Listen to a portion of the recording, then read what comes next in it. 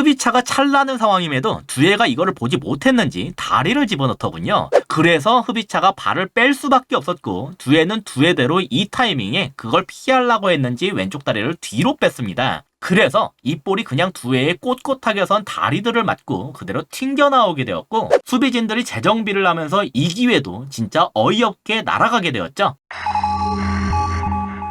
안녕하세요. 축구 보는 기자 축복입니다. 파리 생제르맹이 스타드 렌에게 3대1 패배를 당했는데요. 패배 자체도 물론 충격적이었지만 이날 팀의 핵심 멤버인 덴벨레의 경기 후 인터뷰 내용이 특히 인상적이었어요. 어떤 선수의 이름을 올린 건 아니지만 내용 자체가 팀이 아닌 개인을 위해 뛰는 선수가 있다는 뉘앙스라 상당히 민감했고 경기를 봤을 때 내용에 해당되는 선수가 오른쪽 윙어로 나선 두에를 가리키고 있음은 어렵지 않게 짐작할 수 있었습니다. 이강인의 직접적인 포지션 경쟁 솔직히 그렇다고 해서 무조건 이강인을 써야 된다 라고 하면은 너무 좀 국뽕스럽게 들리겠지만 파리 생제르맹 공식 인스타그램을 봐도 두에가 이날 경기에서 거의 집중 포화를 받고 있기 때문에 두에의 오늘 모습이 심각했다는 것 자체는 부정할 여지가 없다고 생각합니다. 그리고 그러면은 이 자리에 누구를 선발로 내세워야 되느냐라는 의문에 대한 대답이 그 포지션 경쟁자인 이강인이다라는 것으로 귀결이 될 따름인 거죠. 그러면은 실제로 두에가 대체 어땠길래 저격에 가까운 수준의 말까지 듣게 된 거냐?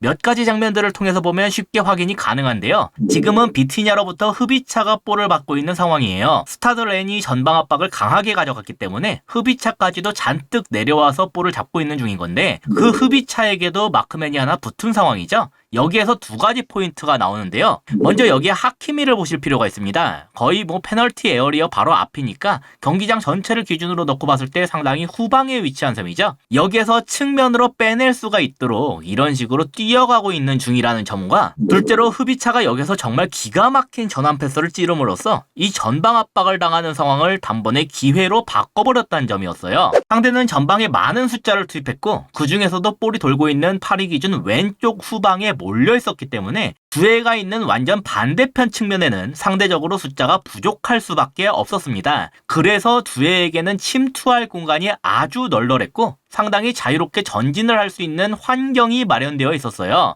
본인을 포함해서 주변의 다른 선수들도 다 기껏해야 1대1 수준인 걸 알 수가 있죠. 그리고 여기에서 아까 말씀드린 하키미가 보이는데 저 뒤에서부터 열심히 달려왔기 때문에 바로 이 선수가 완전히 노마크맨인 상태로 추가가 되어서 최종적으로 이와 같은 4대3 상황이 되었습니다. 공격을 하는 파리 생제르맹이 오히려 하나가 더 많은 그림이 된 거죠. 1대1 싸움만 되어도 공격자가 유리한데 이러면 1대1 싸움을 굳이 이겨낼 필요조차 없습니다. 마크맨이 없는 동료한테 넘기기만 해도 되잖아요. 그거를 알기 때문에 하키미도 저 뒤에서부터 열심히 뛰어온 것이고 여기에서 손까지 들면서 어필을 하고 있는 것인데 여기에서 두에가 더 안까지 파고 들어오면서 동료들에게는 더욱 넓은 공간이 주어지게 되었습니다. 덴벨레와 네베스의 마크맨까지도 파고 들어오는 두에에게 집중하게 되었고 이제는 정말로 넘기기만 하면 완전 프리하게 슈팅을 가져갈 수 있는 동료가 둘이나 되는 상황이 되었어요. 두에가 상대 수비들을 끌어들이는 것까지는 완전히 성공한 것이고 이제 진짜 넘기는 일만 하면 되는 건데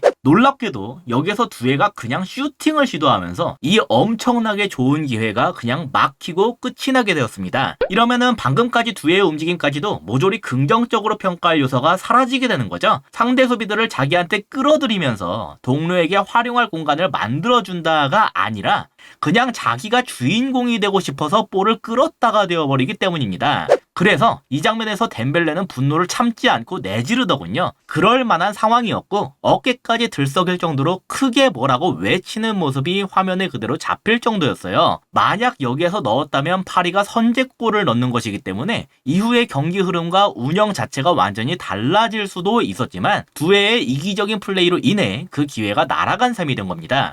그리고 이번엔 다른 의미로 또 놀라운 모습이 나왔는데 이번엔 왼쪽에 흡입차가 볼을 잡은 상황이에요. 흡입차를 잡기 위해서 수비진이 여기로 잔뜩 쏠린 걸 알 수가 있죠. 아까의 두에였다면 여기에서 그냥 슈팅을 때리는 걸로 마무리가 됐을 겁니다. 하지만 흡입차는 자기한테 수비들이 잔뜩 쏠린 만큼 다른 동료에게는 공간이 발생되어 있다는 것을 충분히 인지하고 또 활용할 줄 아는 선수였어요.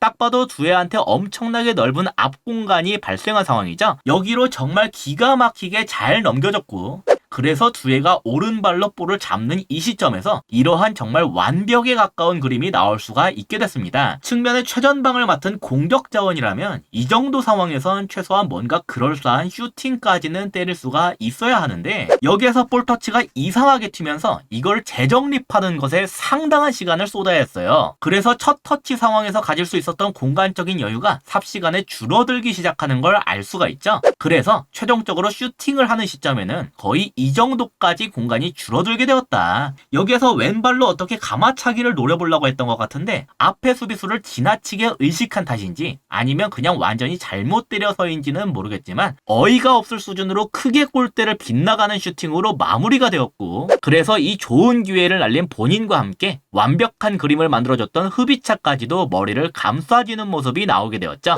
즉 두에는 이날 열심히 뛰어와서 공간을 확보하고 있는 동료를 활용하지도 못했고 동료가 자신에게 만들어준 공간과 기회를 활용하지도 못했다. 그렇게 정리할 수가 있겠습니다. 공간을 제공해주지도 못하고 공간을 이용하지도 못하면서 결정적인 기회들을 모두 날렸으니까 최악의 평가를 피하기 어려운 것은 당연한 일이겠죠. 심지어 덴벨레와 자리를 잠깐 바꿔서 중앙에 있을 때조차 나빴어요. 덴벨레가 찬 슈팅이 골키퍼에 의해 막히면서 반대편으로 세컨볼이 딱 하고 흐르고 있는 상황인데 여기에 흐비차와 두에가 있는 상황입니다. 골키퍼가 슈팅을 막은 직후라 자세까지 완전히 무너진 상황이라서 차기만 하면 거의 득점을 할 수 있는 결정적인 기회인데 흐비차가 찰나는 상황임에도 두에가 이거를 보지 못했는지 다리를 집어넣더군요. 두에의 왼쪽 다리가 흐비차의 슈팅 모션 궤적을 딱 하고 차단하고 있기 때문에 흐비차가 그대로 슈팅을 시도했으면 두에의 왼쪽 다리를 그대로 후리는 그림이 되었어요. 그래서 흐비차가 발을 뺄 수밖에 없었고 두에는 두에대로 이 타이밍에 그걸 피하려고 했는지 왼쪽 다리를 뒤로 뺐습니다. 그래서 이 볼이 그냥 두에의 꼿꼿하게 선 다리들을 맞고 그대로 튕겨나오게 되었고 수비진들이 재정비를 하면서 이 기회도 진짜 어이없게 날아가게 되었죠. 덴벨레가 옆에서 어이없어하는 제스처를 취하는 것도 보이죠. 이날 스타드렌이 열심히 뛰고 잘하기도 했지만 그냥 두에가 거의 엑스맨급으로 활약하면서 날린 이 기회들만 살렸어도 파리가 이기는 경기가 됐을 가능성이 대단히 높다고 봐요. 그래서 덴벨레의 저격성 인터뷰를 옳은 행동이라고까진 하지 않겠지만 나와도 이해는 갈 정도였다고 생각합니다. 이강인의 경쟁자냐 아니냐를 떠나서 이러한 모습의 선수는 팀의 마이너스가 되어버리기 때문이에요. 공격수라면 이기적인 모습을 보여야 할 때도 있지만 그건 그만한 리턴 값을 내줄 때 용납될 수 있는 것이거든요. 그래서 과연 다음 경기에도 이러한 모습을 보인 두에가 선발로 나설지 아니면 이강인과 같은 경쟁자가 선발로 나설지 엔리케 감독의 선택이 어느 때보다도 주목을 받게 되는 시기가 된 게 아닌가 싶습니다.